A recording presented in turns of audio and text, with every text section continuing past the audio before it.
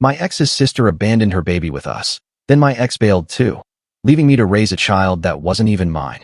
10 years later, she came back trying to kidnap him, and, when that failed, turned our whole community against me. But now, after everything she did, I'm sitting back and watching her lose absolutely everything. And it's more satisfying than I ever imagined. When I was 18, I unexpectedly became a single father to a child who was not biologically mine. My girlfriend, Jane, and I had just completed high school when her elder sister, Lisa, approached us in distress, revealing her struggles with infertility. For 3 years, she had been trying to conceive and was desperate. She implored us to act as surrogates, citing our youth and good health. Initially, I was hesitant, but I ultimately agreed because Jane seemed comfortable with the idea, and my affection for her made me want to support her family. Everything proceeded smoothly until Jane was 8 months pregnant with Lisa's child. At that point, Lisa appeared at our apartment, announcing a promotion that necessitated her relocation to Europe. She stated she could not manage a baby with this new career opportunity and wished for us to raise the child, given our apparent attachment. Jane reacted with intense anger, shouting at Lisa that this was not the agreed plan and that she was unprepared for motherhood at 18. Lisa, however, remained indifferent, simply leaving the country.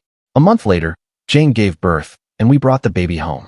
My own parents were absent from my life, and Jane's parents claimed they were too exhausted to assist, leaving all the responsibilities to us. It was, to put it mildly, an absolute nightmare. We had forfeited travel plans, job prospects, everything, to raise this little boy, or so I believed. It quickly became apparent that Jane could not cope with the baby. She frequently yelled at him, and, over time, began making unsettling remarks about vanishing, much like her sister. These comments, unfortunately, proved prophetic. One morning, I awoke to feed little Thomas and discovered a note on the kitchen counter. Jane had written that she needed to find herself and could no longer continue. She was gone. I attempted to contact her, but her phone number was already disconnected. For the next 10 years, I dedicated everything I had to Thomas. I did not pursue higher education. I took on 2 jobs and devoted every spare moment to being the best father I could be. My own father had never been present, and I was determined not to repeat his mistakes. It was not much, but Thomas cherished it. Fast forward 10 years, Thomas called me Dad, without a second thought. He was aware of his background, but it held no significance for him. As far as he was concerned, I was his father. Then, Lisa reappeared at Thomas's school during pickup, the first time in a decade. She was dressed in designer clothing and driving a Mercedes. Apparently, she had married a tech executive and decided she wanted to assume the role of mother now that the difficult phase was over. I recall Thomas hiding behind my leg when she attempted to approach him. He whispered, "Dad, who is that lady?" My heart sank. Lisa's face flushed, and she began to cause a scene right there in the parking lot. "I am your mother," she repeatedly declared, while Thomas pressed his face into my jeans.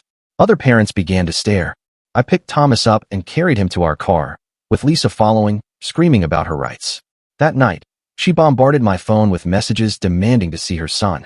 I reminded her of the legal documents she had signed, relinquishing her parental rights. She claimed her new husband's lawyer would overturn those papers.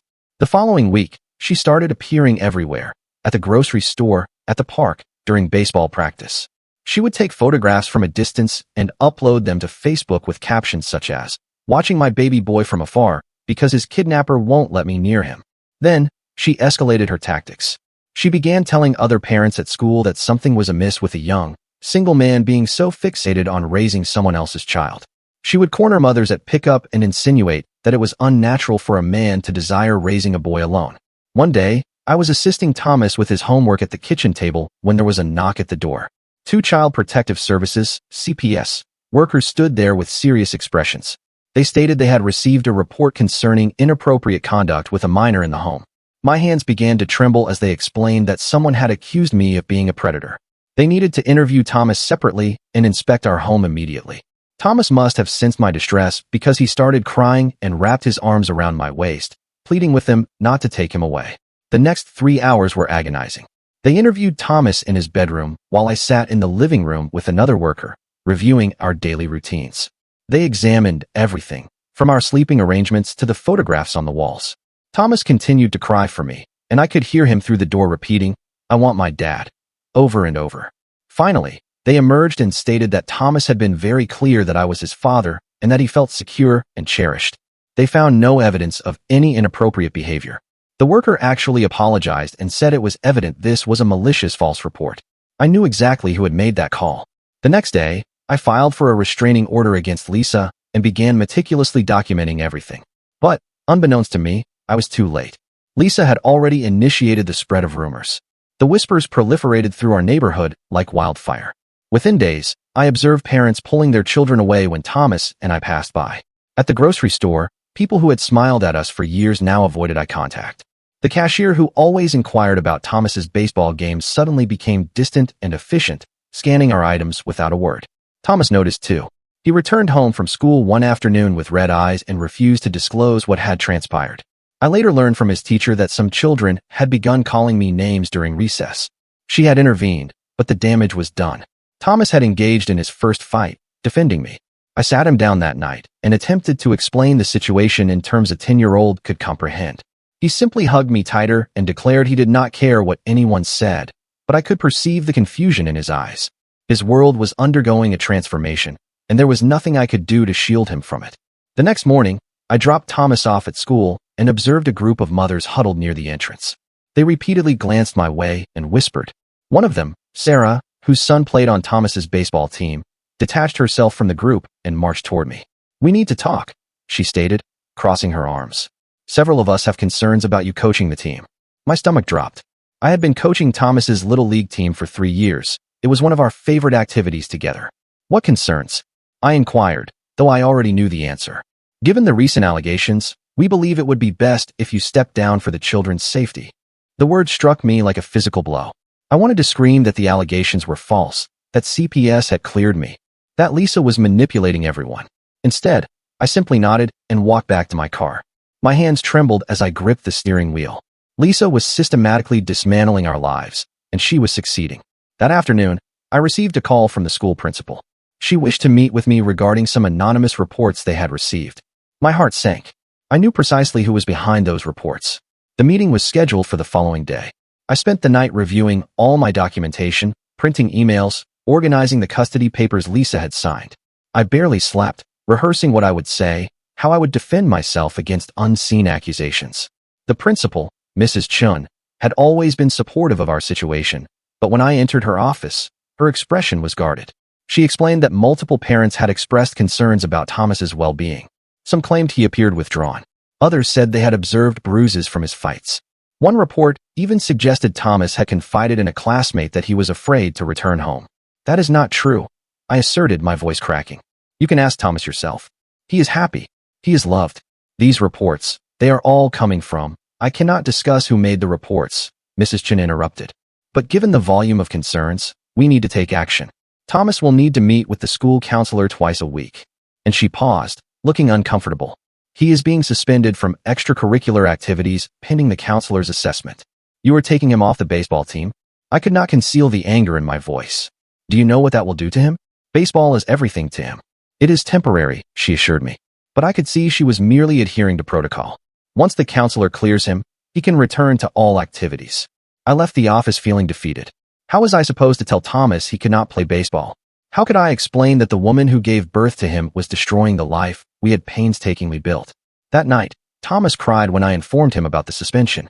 He did not comprehend why he was being punished when he had done nothing wrong. I held him while he sobbed, promising we would overcome this together. But for the first time in 10 years, I was unsure I could fulfill that promise. The next few days were a blur of meetings and phone calls. I engaged a family lawyer with money I did not possess, maxing out my credit card. She reviewed all my documentation and assured me my custody was secure, but cautioned that Lisa could make our lives difficult if she had resources.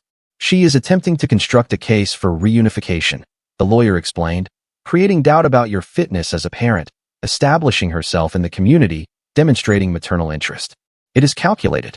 Meanwhile, Lisa's social media campaign intensified. She posted old photographs from her pregnancy, writing lengthy captions about the error she had made and how she had matured as a person. She shared articles about maternal bonds and second chances. Her post garnered hundreds of sympathetic comments from strangers who were unaware of the true story. Then she escalated again. One evening, Thomas was doing homework at the kitchen table when his tablet chimed. He had received a message on the game he played with his friends. But when he opened it, his face paled. "Dad," he said, his voice small, "there is a strange message." I looked at the screen. The message was from a new account. "Hi Thomas. This is your real mom. I miss you so much. I have so many presents for you. Do you want to see pictures of your new room at my house?" My blood ran cold. I screenshotted everything and immediately contacted my lawyer. She advised documenting everything, but warned that without proof it was Lisa, there was little we could do. The account had no identifying information. Over the next week, the messages persisted. They began innocently enough, discussing toys and trips to amusement parks, but they gradually became more manipulative. "Your dad is keeping us apart. Don't you want to meet your stepdad? I have a big house with a pool." Thomas showed me every message, but I could see they were affecting him. He started asking questions about Lisa, about why she left, about whether she truly was his mother. I answered honestly, but age-appropriately, striving not to poison him against her while also shielding him from her manipulation. The counseling sessions at school seemed to be progressing well. The counselor, Mr. Rodriguez, informed me that Thomas was well-adjusted and clearly loved, but he also mentioned Thomas had been inquiring about his biological mother, exhibiting confusion about the situation. I explained about the messages, but without concrete proof they originated from Lisa, the school could not take action. One afternoon, I was walking to pick up Thomas when I noticed Lisa's Mercedes parked across from the school. She was simply sitting there, observing the playground. I called the police, but she drove away before they arrived. The officer took my report, but explained that sitting in a public area was not illegal. That night, I installed security cameras around our apartment. I adjusted Thomas's tablet settings to block unknown messages. I felt as though I was preparing for a siege. The next day, our elderly neighbor, Mrs. Patterson, knocked on my door. She had always been cordial, bringing cookies for Thomas and conversing about her grandchildren, but her expression was different now. "I need to speak with you," she stated, not waiting for an invitation before pushing past me. "That woman, Lisa, she came to see me. She told me things about you, about how you were keeping her son from her." My heart raced. "Mrs. Patterson, you have known us for years." "You know, I thought I knew," she interrupted. "But a mother separated from her child? That is not right." She showed me legal documents saying she is his biological mother. She is offering to pay for him to attend private school, to give him opportunities you cannot. She abandoned him, I stated firmly. She signed away her rights. She left a baby with 2 teenagers and disappeared for 10 years. Mrs. Patterson's expression softened slightly. She said she was young and scared. And I was young too. I countered. But I stayed. I raised him. I am his father. She departed without another word. But I could see Lisa's venom was effective. She was turning our community against us, person by person. That weekend, I decided we needed a respite. I took Thomas to our favorite hiking trail, hoping time in nature would help us both clear our minds. He seemed lighter, away from the neighborhood, laughing as we skipped stones in the creek. On the drive home, he was quiet. Then, suddenly, he asked, "Dad, what if she takes me away?" I pulled over, unable to drive with the weight of his fear. I turned to face him, seeing my own terror reflected in his eyes. "Listen to me," I said, taking his hands. "No one is taking you anywhere. You are my son. We have legal papers that say so. More importantly, we have 10 years of memories, of love, of being a family. That is stronger than anything." He nodded, but I could see he was not entirely convinced. Neither was I. When we arrived home, there was a notice taped to our door. Lisa had filed a petition with the court to revisit the custody arrangement. My lawyer had warned me this was coming, but seeing it in official legal language made it real. She was claiming I had manipulated her when she was young and vulnerable, that she had been coerced into signing away her rights. I called my lawyer immediately. She reviewed the filing and said Lisa was throwing everything at the wall to see what would stick. The accusations were vague, but designed to force a hearing where she could present her case publicly. "The good news is her case is weak," the lawyer said. "The bad news is she can prolong this and make your life miserable in the meantime." That night, I sat at my computer after Thomas went to bed, documenting everything I could recall from the past 10 years. Every birthday, every milestone, every sleepless night when he was ill. I uploaded photographs, videos, report cards, medical records. I was building a case not merely for custody, but for the authenticity of our relationship. The next morning, Thomas's counselor called. He was concerned about some things Thomas had mentioned in their last session. Apparently, Thomas had expressed confusion about why his real mother wanted him now when she had not before. He was grappling with feelings of loyalty to me versus curiosity about Lisa. "It is completely normal," Mr. Rodriguez assured me. "But I think it would be beneficial if Thomas could process these feelings with a therapist outside of school, someone who specializes in complex family dynamics." I agreed, even though I knew therapy would be another expense I could not afford, but Thomas's well-being was worth any cost. As I ended the call, My phone vibrated with a message from an unknown number. It was a photograph of Thomas at school, taken from a distance. The caption read, "He looks just like me. Nature always wins over nurture." My hands trembled as I forwarded it to my lawyer. This was harassment, but proving it was Lisa would be another challenge. That afternoon, I arrived early to pick up Thomas, wanting to avoid any chance of encountering Lisa. But as I waited by the gate, I noticed other parents giving me a wider berth than usual. One father I had conversed with at baseball games actually moved his daughter to the other side of the yard when he saw me. When Thomas emerged, he was subdued. His teacher followed him, asking to speak with me privately. She explained that Thomas had been distracted in class and other students had been asking him about his two mothers and father. The situation was impacting his education. As we walked to the car, Thomas suddenly stopped. "Dad, I do not want to go to school anymore." My heart broke. School had always been his happy place. He loved learning, loved his friends. Lisa was poisoning that too. "We will figure it out," I promised, though I had no idea how. That evening, as I was preparing dinner, there was a knock at the door. Through the peephole, I saw two individuals I did not recognize. I opened the door cautiously. "Mister, your name? We are from Child Protective Services. We have received another report and need to conduct a follow-up investigation." My stomach churned as I stepped aside to allow them entry. The workers were different from last time, their faces stern and businesslike. Thomas heard their voices and came running from his room, immediately grasping my hand when he saw the badges. "We need to conduct separate interviews again," the lead worker said. A woman with graying hair pulled back severely, "and we'll need to inspect the home more thoroughly this time." Thomas's grip tightened. I knelt down and told him everything would be all right, that these people just needed to ask some questions, but his eyes were wide with fear as they led him to his room. The other worker, a younger man with a clipboard, began asking me detailed questions about our daily routine, our finances, Thomas's medical history. Every answer I provided seemed to elicit 3 more questions. Through the walls, I could hear Thomas's voice, high and stressed, though I could not discern the words. 2 hours passed. The workers examined every corner of our apartment, taking photographs, making notes. They checked the refrigerator, looked through Thomas's schoolwork, even inspected our bathroom for signs of neglect. Finally, they emerged from Thomas's room. "Your son seems very anxious," the woman said. "He mentioned someone has been contacting him online claiming to be his mother. He also said kids at school have been saying things about you." I explained about Lisa, showed them the restraining order paperwork, the screenshots of the messages. They took copies of everything, but their expressions remained neutral. "We will need to file our report," the man said. "Given that this is the second complaint in a short period, we may need to conduct follow-up visits." After they left, Thomas was quiet. He picked at his dinner, barely eating. When I tucked him in that night, he clung to me longer than usual. "They kept asking if I was happy," he whispered. "If you ever hurt me." I told them no, but they kept asking different ways. I smoothed his hair, fighting back my own tears. "You did great, buddy. You told the truth, and that is all that matters." The next morning, I kept Thomas home from school. He needed a break from the whispers and stares. We spent the day working on a model airplane, attempting to pretend everything was normal, but I could see the worry in his eyes every time the phone rang. That afternoon, my lawyer called with unfavorable news. The court had expedited Lisa's petition. The hearing was set for 3 weeks away. She explained that the multiple CPS reports, even though unsubstantiated, were working in Lisa's favor. "Judges take patterns seriously," she said. "Even if each individual report is cleared, the frequency suggests instability. You need character witnesses, people who can testify about your relationship with Thomas." I started compiling a list, but it was shorter than I had hoped. So many people in our community had been tainted by Lisa's rumors. The parents from the baseball team would not return my calls. Even some of my coworkers had started acting strangely after Lisa had appeared at my workplace, weeping about her stolen son. That evening, I was assisting Thomas with his homework when my phone rang. It was Mrs. Chun from the school. "I am sorry to call so late," she said, "but I wanted to give you a heads up. We received a formal complaint from a parent about your presence on school grounds.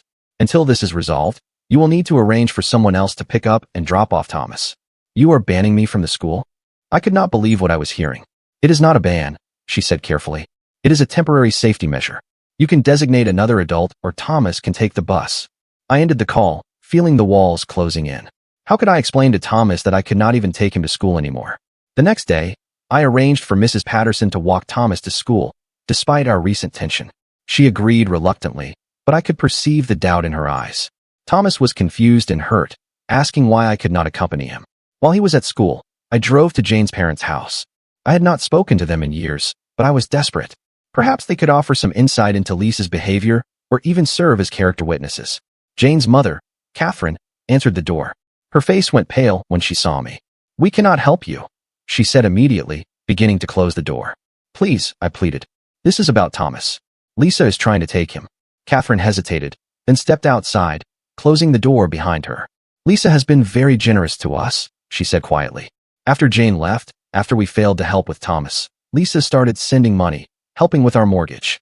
The pieces fell into place. She has been paying you to remain silent." Catherine's eyes welled with tears. "We needed the help, my husband's medical bills, but we never thought she would return for him.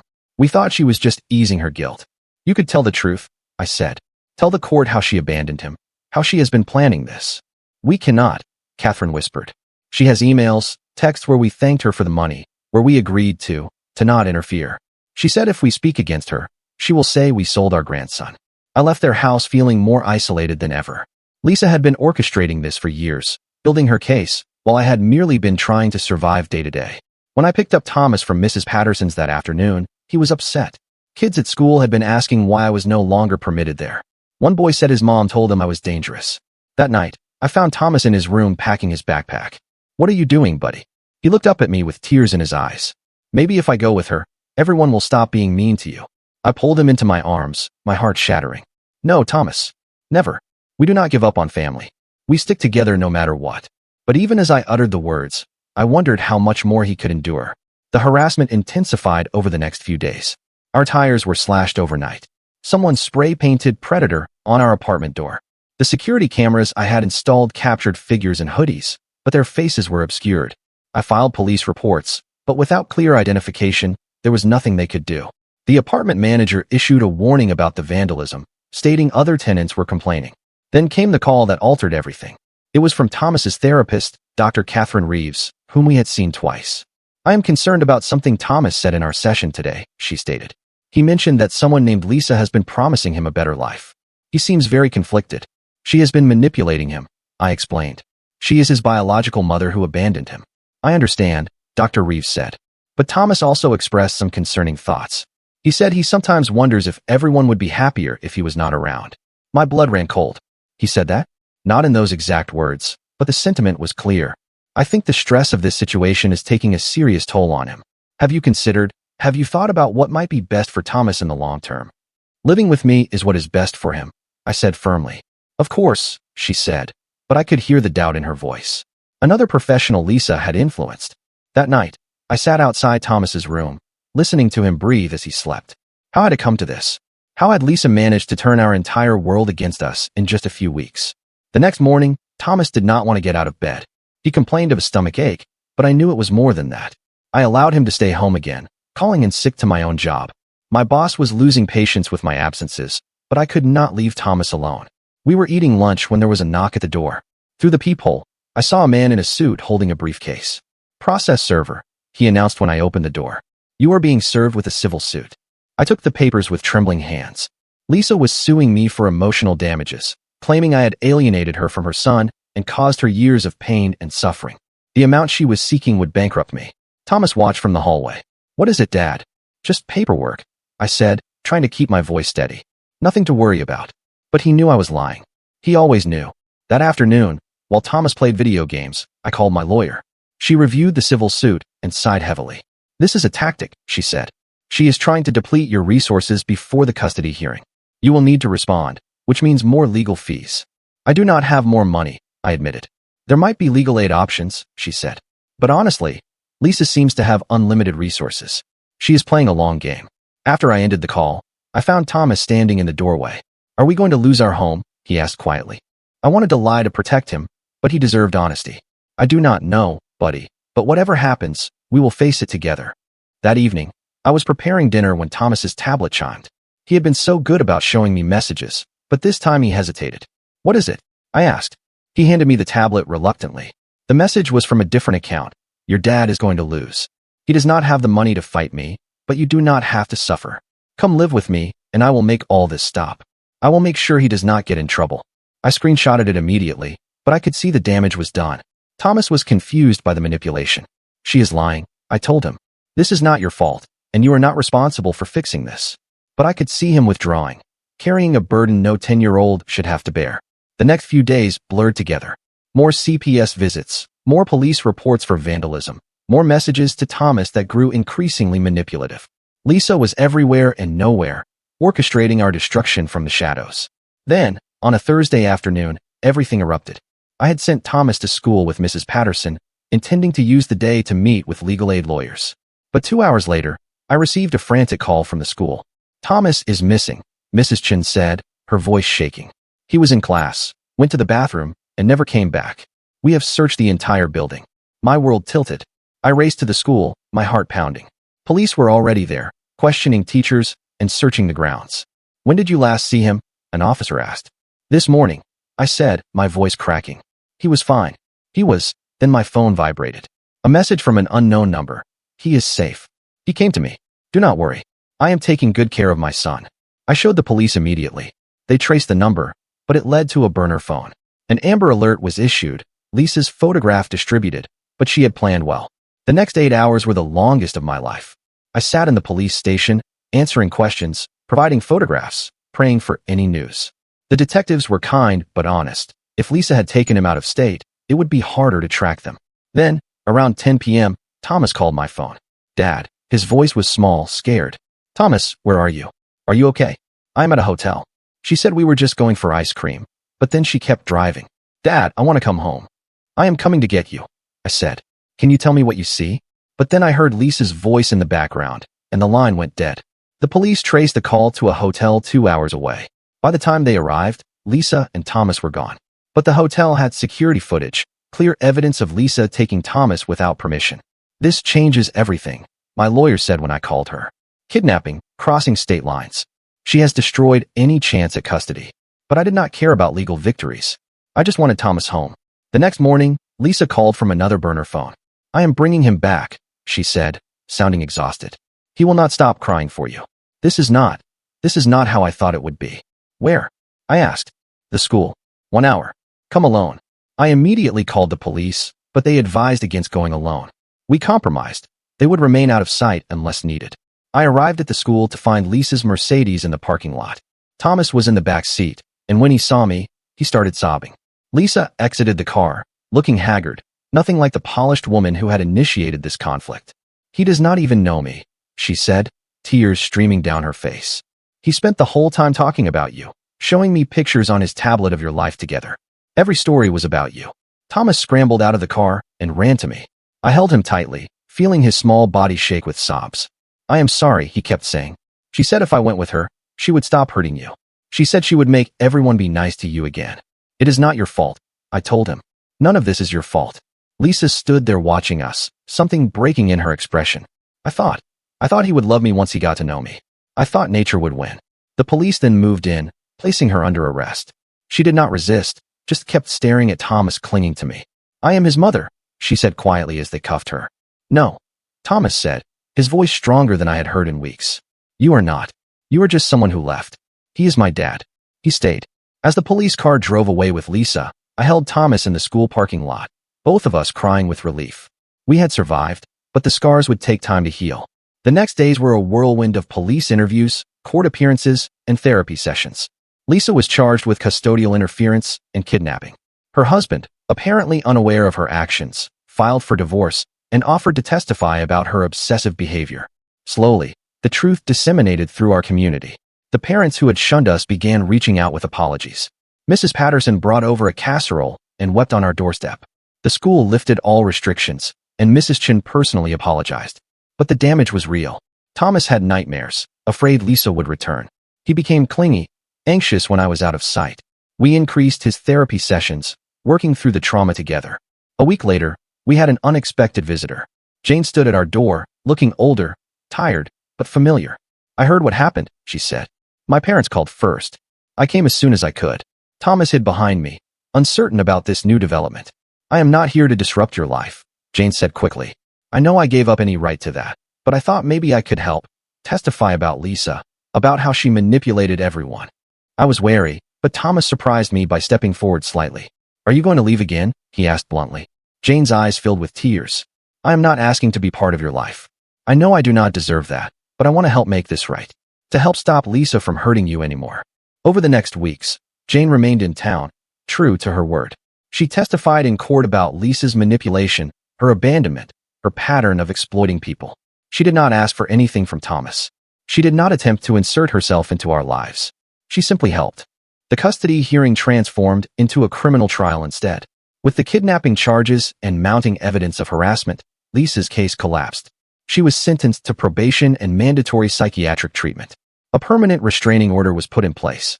Jane prepared to depart after the trial, but Thomas stopped her. "Maybe," he said quietly, "maybe you could visit sometimes. If you promise not to leave without saying goodbye."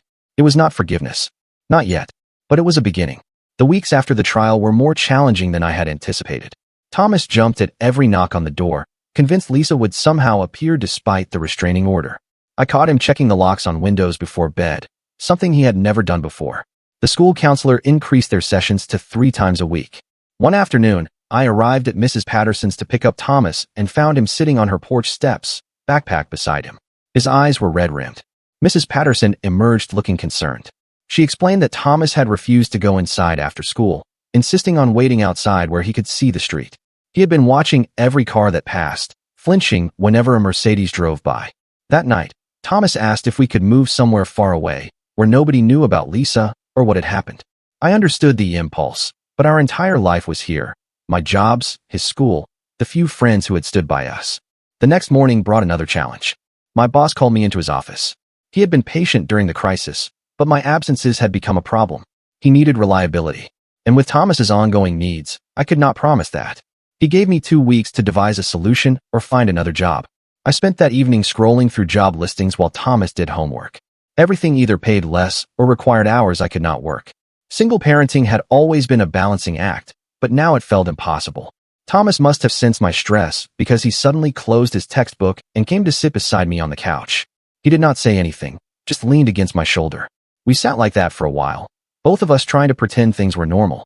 The following week, Jane called. She had been staying at a motel across town since the trial, keeping her promise not to intrude. But she had a proposition. She explained that she had been working remotely for a tech company and had accumulated a decent amount of savings.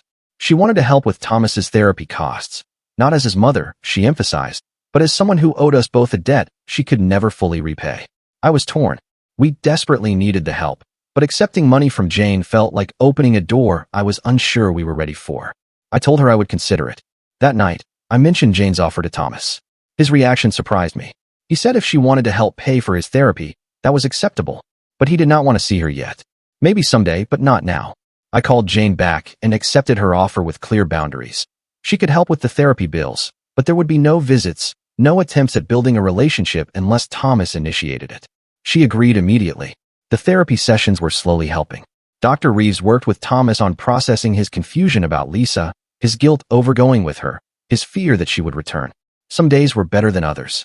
One session, Thomas drew a picture of our family.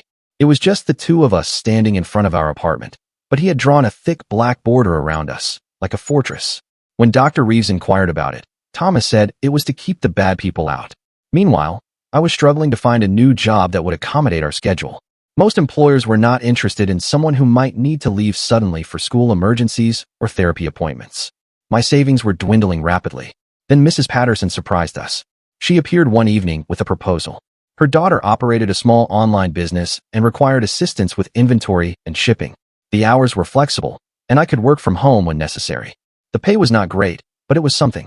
I started the next week, grateful for the lifeline. Thomas would do his homework at the kitchen table while I packed orders in the living room.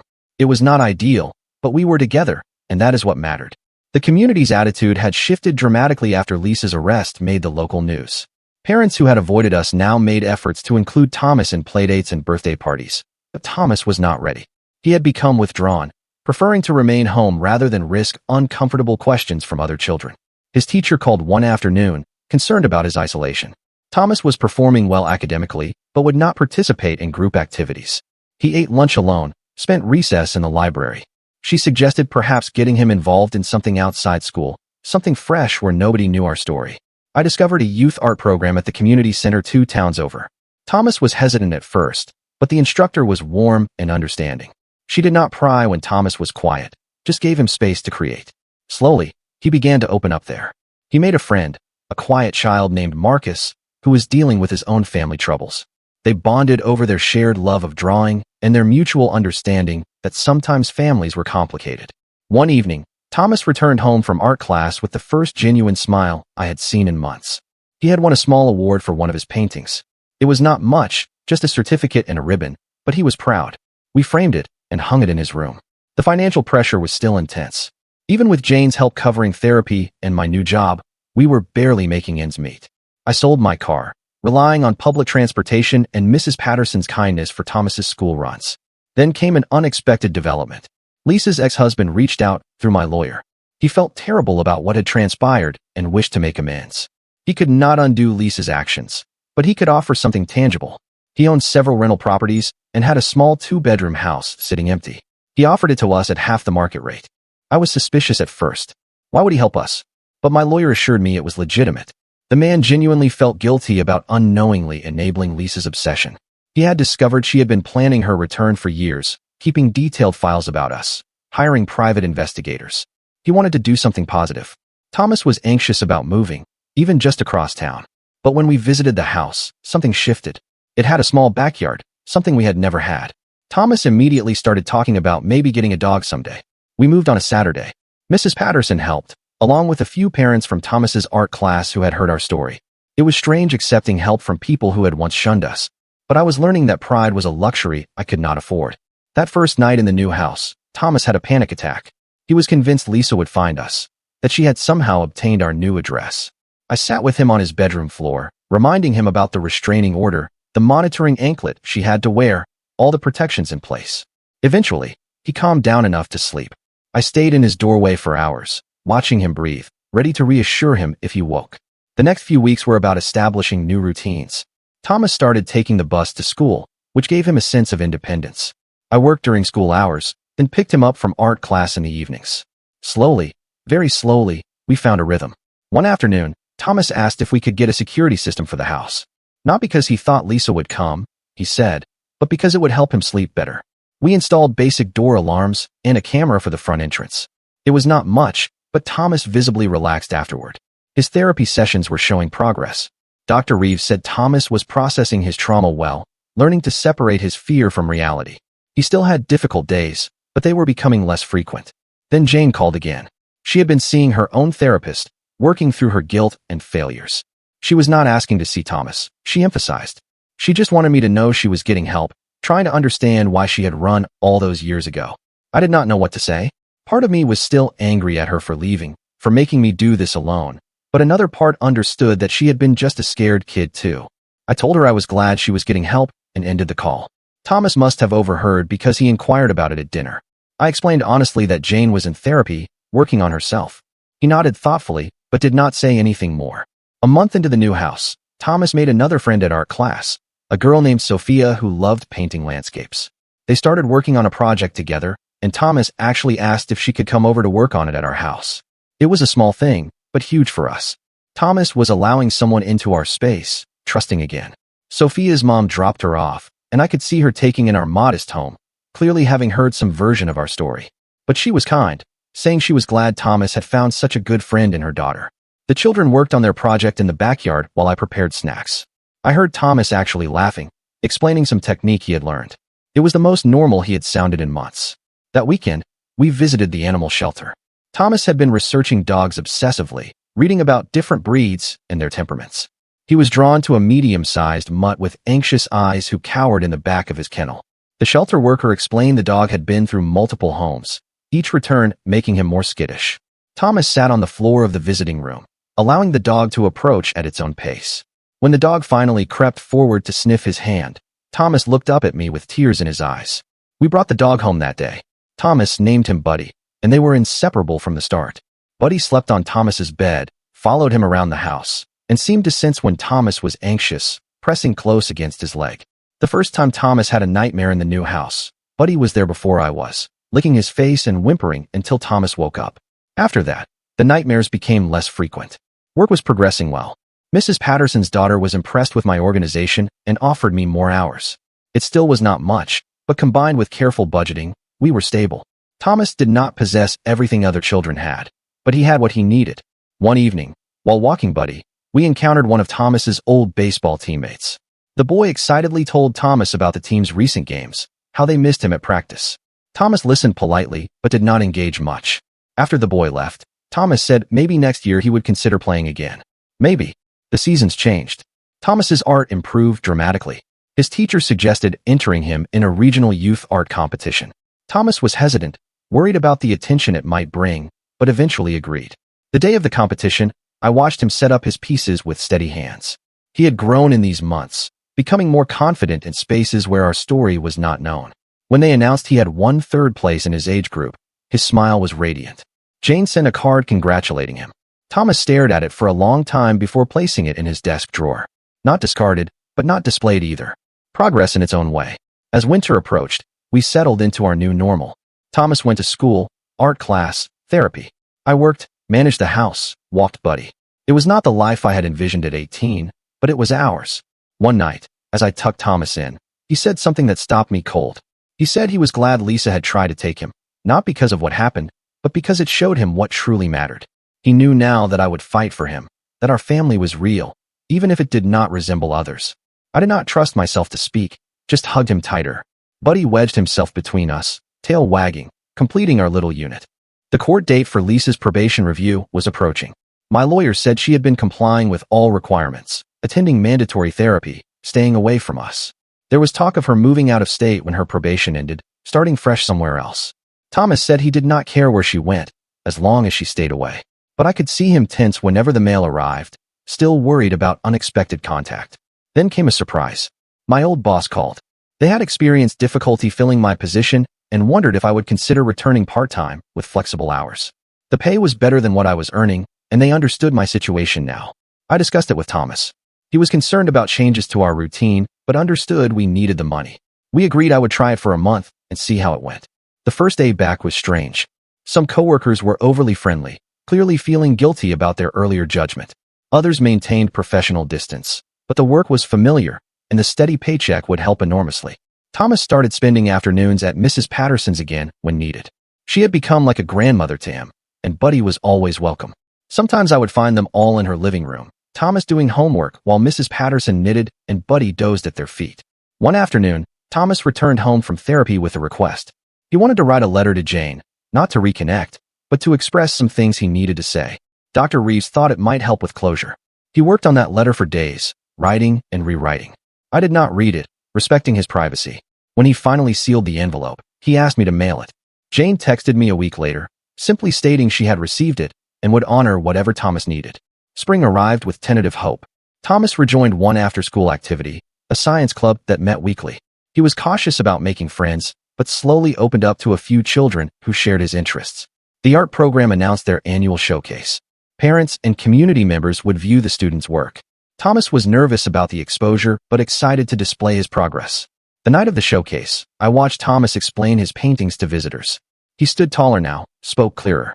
When someone inquired about the recurring theme of boundaries in his work, he simply said art helped him process things. No details, no oversharing, just quiet confidence. As we drove home, Thomas said he had been thinking about high school. It was still a couple of years away, but he wanted to attend the arts magnet program across town. It would mean longer commutes, but he was ready to invest in his future. That night, I found myself planning beyond next week for the first time in months. Thomas was healing. We were stable. The future, while uncertain, no longer felt like something to merely survive, but something to build toward. Lisa's probation ended without incident. She moved to another state, according to my lawyer. No forwarding address, no attempts at contact, just gone. Finally, Thomas received the news with relief, but also something else, closure, perhaps. He said he hoped she found help, that she found whatever she was seeking. But he was done wondering about her. Summer meant more art classes, day camps when I could afford them, long walks with Buddy. Thomas made friends with children in the neighborhood, cautiously but genuinely. Our house became the occasional hangout spot, kids working on art projects in the backyard while I worked inside.